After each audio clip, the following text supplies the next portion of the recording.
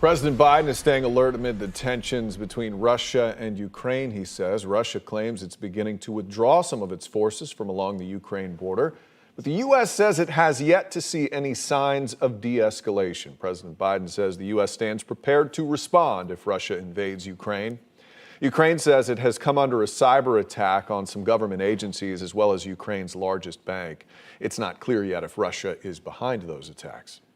If Russia attacks the United States or our allies through asymmetric means, like disruptive cyber attacks against our companies or critical infrastructure, we are prepared to respond. But we're moving in lockstep with our NATO allies and partners to deepen our collective defense against threats in cyberspace. Defense Secretary Lloyd Austin is in Belgium for a meeting with NATO allies. President Biden warned if Russia invades Ukraine, Americans can expect disruptions in their lives, including higher gas prices. Meanwhile, all new at 5, we're hearing from local Ukrainians and an international expert about what these new developments are like overseas. News 6's Carolina Cardona continues our coverage in our Global to Local series. I'm really upset, and having a daughter studying back in Ukraine, it's my heart is, with her.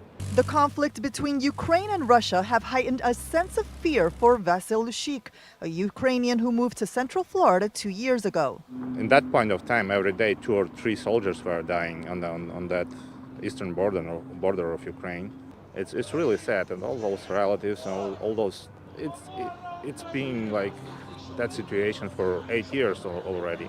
A fearful situation Olena Stone, a Ukrainian in Orlando, feels closely, despite living more than 5,500 miles away from her family. They're scared. They don't know exactly what's going to happen. They're prepared to evacuate if they have to. Except one of her relatives, who's part of the Ukrainian military. He took some time off for about 2-3 years. He spent some time at home, but now he's ready to go back to war and fight again. Even though everybody is prepared to fight, we don't want war, we want peace. History shows that Kremlin, you can't trust what they say. They say one thing, they do a different thing. She hopes the crisis between the two doesn't escalate. Olena has seen up close the scars left by the ongoing conflict, volunteering for Revive Soldiers Ukraine, a local nonprofit in Orlando. So far we've brought 70 soldiers, wounded soldiers who need new legs or any other parts of the body that they're missing due to the war. So we brought them to the U.S. for rehabilitation purposes. Tensions between the two countries exasperated when Ukraine's leader said the country wanted to be part of NATO. In recent history, there's been a movement by Ukraine more away from Russia and more towards the West, more towards the European Union countries or towards NATO countries. And in the minds in Moscow, they inherently see that as kind of a threat rather than the actions of a sovereign country. UCF Associate Professor Paul Vasquez says in order for there to be a positive resolution, the two leaders need to come to some form of compromise.